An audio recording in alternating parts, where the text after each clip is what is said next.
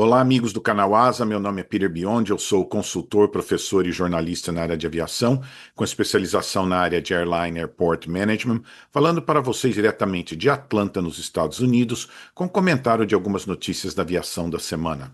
Vamos começar com os parabéns à Gol Linhas Aéreas, que completou 25 anos. Alguns lugares dão a fundação como agosto de 2000, mas o primeiro voo foi 15 de janeiro de 2001. No final de 2004, começou voos internacionais para Buenos Aires e em 28 de março de 2007, a Gol comprou a marca Varig. A Gol adquiriu 9 Boeing 767, que eram remanescentes da Varig, e operou as aeronaves por algum tempo. Mas devido ao alto custo, desistiu de operar essas aeronaves. Em 2015, ela recebe seu centésimo Boeing 737. Em 2025, o grupo Abra, a Avianca, passou a deter 80% das ações primárias e preferenciais da Gol.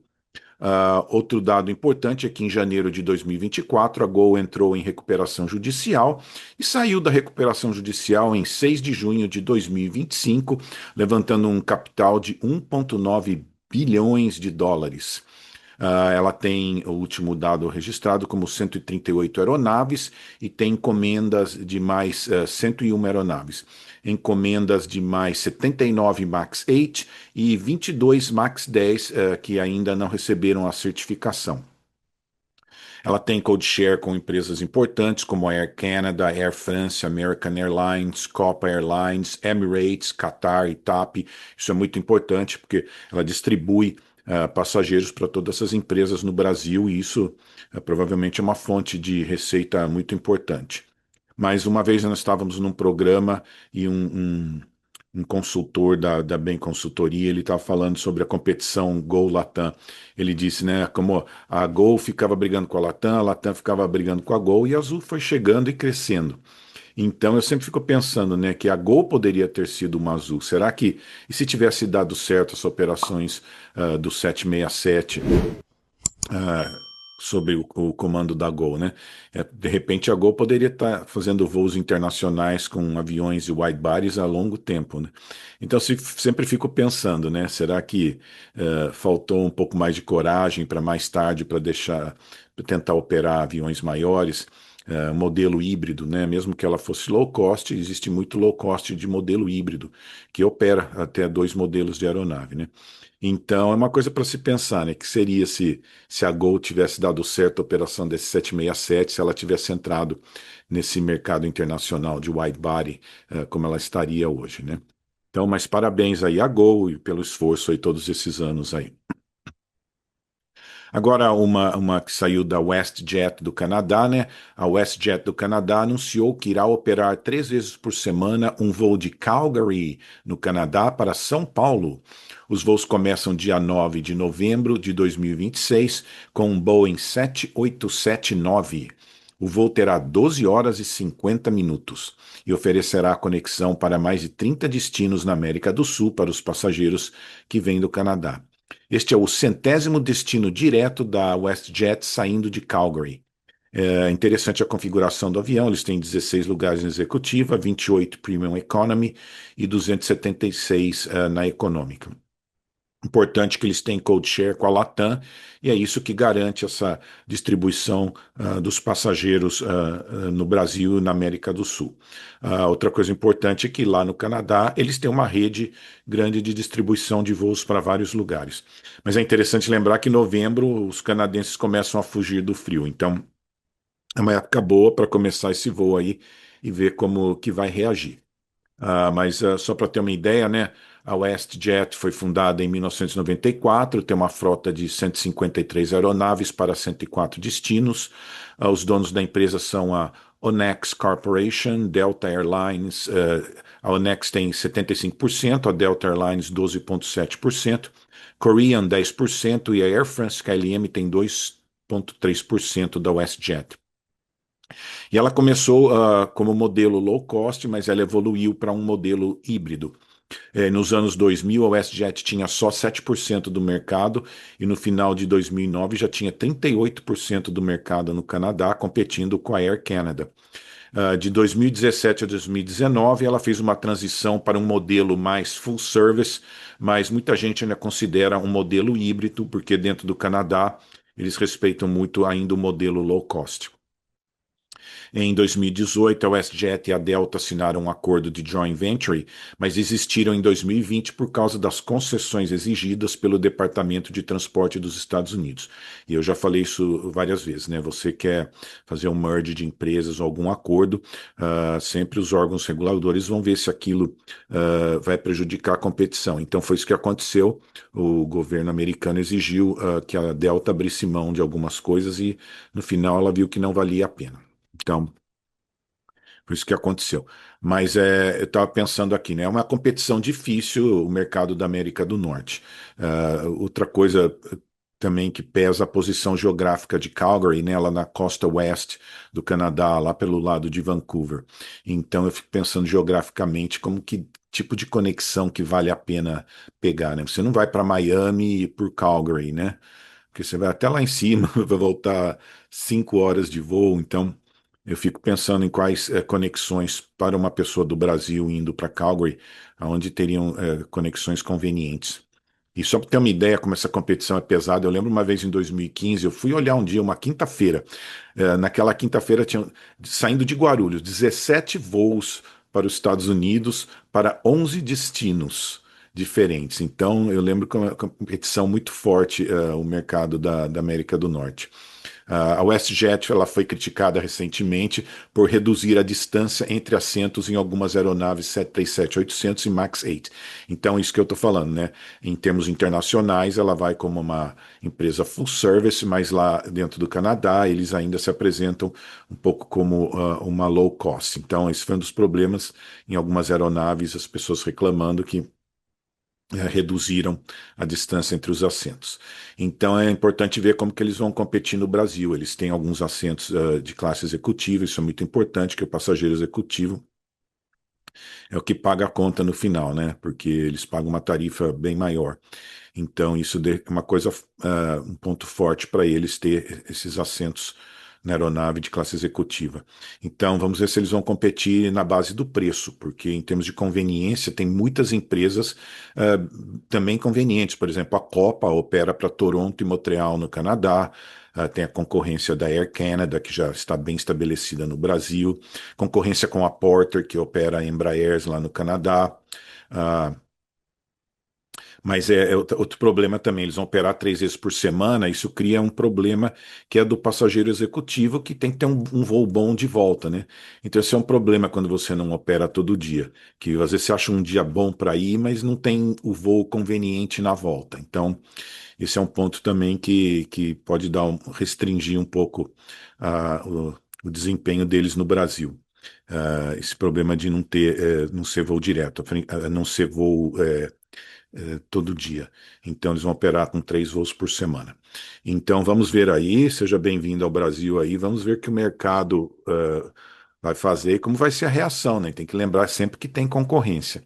Então, vamos ver se eles vão aguentar a concorrência pesada aí de Air Canada. Todas as empresas americanas que vão para o Brasil voam para Calgary. Então, o ponto forte para eles seriam conexões, né? Vamos ver aí como será o desempenho aí no Brasil aí. Agora, uma sobre a Boeing, né? A Boeing teve seu melhor ano de pedidos desde 2018. Ela teve mais pedidos que a Airbus em 2025, mas ela está produzindo menos aviões que a Airbus. Em 2025, a Boeing teve 1.173 encomendas, mas entregou apenas 600 aeronaves. A Airbus já teve só 889 encomendas, mas entregou 793 aeronaves. Então, a Airbus, inclusive, ela reconhece que agora está tendo problemas para entregar aeronaves por causa da falta de motores. Está sendo um atraso de suppliers para entregar os motores. Enquanto isso, a Boeing está aumentando a produção do 737 MAX e do Boeing 787. O foco da Boeing para este ano é a certificação do MAX 7, o MAX 10, que a Gol tem encomenda dessas aeronaves, e o 777X, que talvez fique para o ano que vem, mas a Boeing está trabalhando nisso, né? Uma coisa importante que aconteceu recentemente, a Alaska Airlines anunciou a compra de 105 Boeing 737 MAX 10 e 5 Boeing 787, foi uma boa encomenda. E já seguindo nessa linha também, a Delta anunciou a compra de 30 Boeing 787-10 com opção para mais 30, apostando na economia de combustível que essas aeronaves vão trazer para a frota da Delta. Segundo o CEO da Delta, o 787-10 é ideal para rotas transatlânticas e voos para a América do Sul, e com uma redução de custo de 25% em consumo de combustível por assento, e maior capacidade e mais capacidade para carga também. A Delta escolheu os motores da GE para as aeronaves. A compra tem opção para mais 30 aeronaves e as entregas começam em 2031. A Delta tem 37 Boeing 767-300 que devem aposentar e 21 767-400 também que devem aposentar. E uma coisa interessante é que o concorrente, na verdade, do Boeing 787 é o A330, o New. Então, muita gente pensa que é o A350, mas pelo tipo de missão do avião, a concorrência mais equivalente seria o A330 Neo. E é interessante que a Boeing, que a Delta vai ter os dois modelos, né? Isso é uma coisa interessante. Geralmente você compra um avião para uma certa missão de um fabricante ou de outro. Então, a Delta, por exemplo, tem Airbus 320, mas também tem Boeing 737. Então, nesse caso também, ela vai ficar com o A330neo e também com o Boeing 787, que são aviões feitos para os mesmos tipos de missão, né? Então vamos ver aí. E já nessa linha também entrando aí nessa encomenda da Delta, a United também anunciou que vai converter a encomenda de 56 Boeing 787-9 para a versão maior, o Boeing 787-10, com entregas previstas para 2028. A empresa ainda não decidiu pelos motores, estão em negociações com a GE ou a Rolls-Royce, que fornecem motores para esses aviões. Então lembrem, né, você compra o avião e depois pode comprar o motor de fabricantes diferentes. A United já opera 12 Boeing 787-8, 48 Boeing 787-9 e 21 Boeing 787-10. E é interessante que eles já fazem manutenção de alguns desses aviões no Rio de Janeiro, ah, no centro de manutenção que eles têm no aeroporto do Galeão. O 787 é um dos aviões que eles estão adequados para fazer manutenção pesada ali. E só para ter uma ideia, já são 11 empresas aéreas operando esse modelo, o 787-10. Contando todas as versões do 787, a Boeing tem encomendas de 2.325, sendo 1.249 já entregues. Em duas classes, o 787-10 ele pode levar aí entre 300 e 330 passageiros com uma boa autonomia. Aliás, o 787-9 ele tem uma autonomia um pouco menor. O 10, que tem mais capacidade, ele tem uma autonomia um pouco menor, mas ainda é uma ótima autonomia aí. Então vamos ver aí como que fica essas entregas dessas aeronaves aí, a Delta, todo mundo já se preparando para o futuro, economizar combustível nas aeronaves, né? Agora vamos uma muito interessante da África, né? Mas é interessante essa notícia. A Ethiopian Airlines começou a construção do maior aeroporto da África. Então vou repetir: a Ethiopian Airlines começou a construção de um aeroporto, né? Muito interessante. A obra de 12,5 bilhões de dólares deverá ficar pronta em 2030 e fica a 45 quilômetros da capital Addis Ababa. O aeroporto terá capacidade para estacionar até 270 aeronaves e para 110 milhões de passageiros por ano. Só para ter uma ideia, aqui em Atlanta, que é o mais movimentado do mundo, tem 108 milhões de passageiros por ano. A Ethiopian Airlines irá arcar com 70% do custo e os outros 30% serão financiados. O projeto conta com o apoio do Banco de Desenvolvimento da África. E os Estados Unidos já têm demonstrado interesse no projeto, é claro, porque a China tem investido muito em infraestrutura na África. Então, os Estados Unidos já está de olho aí para a China tentar levar mais essa vantagem na África, né? A Ethiopian tem 167 aeronaves e voa para 161 destinos, espera criar esse super hub lá ali na África. E então essa é uma ideia nova, né? Uma airline construindo o aeroporto. O que você já vê aqui nos Estados Unidos são airlines que controlam certos terminais, eles fazem as reformas, eles administram em parte o terminal, mas esse é um caso interessante de uma empresa aérea construindo um aeroporto. Então fica aí a ideia aí. Mas eu já tinha pensado sobre esse assunto há uns anos atrás, né? Como seria se as próprias empresas aéreas dominassem o aeroporto em vez de ter um administrador de aeroporto, né? Então, provavelmente teriam que seguir regras para que o aeroporto seja justo com todo mundo, né? E não beneficie apenas uma empresa aérea, né? Ah, agora, uma interessante aí, apareceu na internet, né? Um vídeo publicado no X mostra um passageiro da classe Elite da United discutindo com um passageiro embarcando com crianças pequenas. O passageiro Elite, que é aquela classe alta, aqueles passageiros que voam mais, eles têm certos status dentro da empresa, né? Ele teria prioridade no embarque. A United concede esse pré-embarque e outras empresas também para pessoas com deficiência, militares ativos, famílias com crianças menores que 2 anos. E o que ficou definido aqui é o embarque é exclusivo ou prioritário, né? E esse passageiro da classe Elite, ele achou que ele era prioritário, que ele teria que embarcar antes. E a ideia é que embarcam juntos, pode embarcar um passageiro da classe Elite, o passageiro com as crianças, com a criança pequena ao mesmo tempo, né? Embarca um, depois embarca o outro. Então, então ficou muito interessante isso, né? O que, que é exclusivo ou prioritário? E eu sempre falo para as pessoas, por exemplo, você vai estacionar um carro, tem a pintura de cadeirante ali, é exclusivo, é só para cadeirante. Você não pode parar lá mesmo que tiver vazio.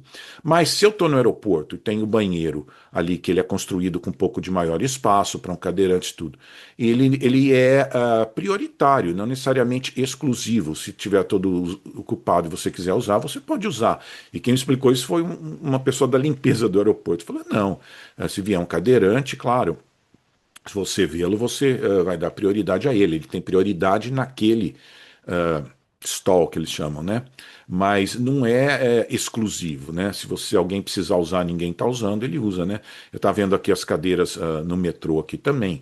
Ela é prioritária, mas não é exclusiva. Se não tem uma pessoa ali com dentro da faixa das prioridades, tal, você pode sentar, não tem problema. Então é importante pensar nisso, né? O que, que é exclusivo ou prioritário, né? Então, essa é uma coisa interessante. Mas essa questão de embarcar é complicada. Eu já assisti centenas e centenas mesmo de briga, gente querendo embarcar na frente, tudo. E eu vi uma pesquisa da Delta interessante, porque eles embarcavam primeiro pessoas que têm necessidade de locomoção. É muito interessante. Eles não embarcam por idade, eles embarcam pessoas que têm necessidade de locomoção, precisam de mais tempo para embarcar. Ah, seria um cadeirante, por exemplo.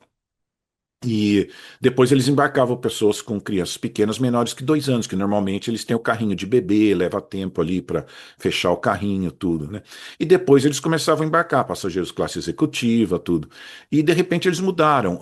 Primeiro eram os cadeirantes, pessoas com dificuldade de locomoção, mas logo depois entrou os passageiros de classe executiva. Daí eu perguntei para alguém, eles falaram que fizeram uma pesquisa e que muitos desses passageiros de classe executiva queriam embarcar antes do que pessoas com crianças pequenas.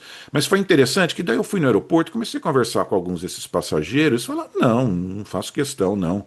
Uma pessoa com criança pequena pode embarcar.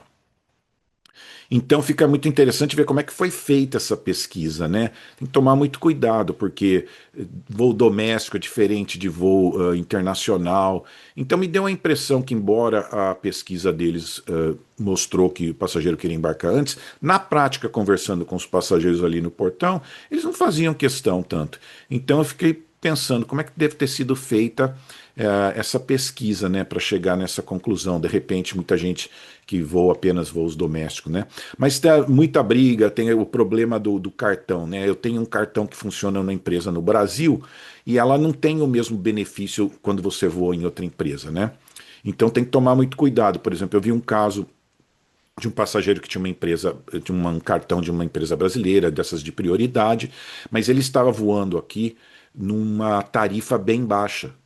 Então a empresa não honrou o cartão dele. Ela honraria se ele estivesse usando, comprando uma tarifa mais alta. Então tem que tomar muito cuidado se o seu tipo de cartão que você tem dá as mesmas prioridades quando você vai voar com uma empresa parceira, né? E eu já vi vários problemas aqui, tanto com a Gol, passageiros voando na Delta, pessoal da Latam voando aqui e de outras empresas, né? Então tem que tomar muito cuidado, mas eu percebi uma vez que tinha a ver às vezes com a tarifa que você estava usando. Se você pode ter um cartão alto, mas está viajando na tarifa mais baixa, você vai embarcar lá na classe 3, né? No embarque 3, né? Então, muita gente vai lá no portão, briga com os funcionários ali, né? Então, isso é muito importante prestar atenção. Mas é isso, né? Eles tiram vantagem. Não é que o passageiro quer ficar dentro do avião mais tempo, é o problema de não ter espaço para colocar as malas lá em cima. Então, todo mundo quer embarcar antes para ter espaço ali nas suas malas, né? Mas havia um tempo que eu lembro os passageiros de primeira classe eram os últimos a embarcarem, eles não queriam ficar dentro do avião. A gente tirava eles da sala VIP nos últimos 15 minutos e levava para o avião. Hoje já é o contrário, a pessoa já fica lá 1 hora e meia antes do embarque, de pé ali para embarcar, né? Então foi interessante como mudou esse negócio de embarcar na frente aí. De vez em quando saem esses problemas aí. Mas tá bom, essas são as notícias da semana aí. Pedimos mais uma vez para que você assine o canal, recomende o canal para os seus amigos e deixe seus comentários que são muito importantes, eles enriquecem muito a conversa e podendo eu vou responder o mais rápido possível. Muito obrigado a todos.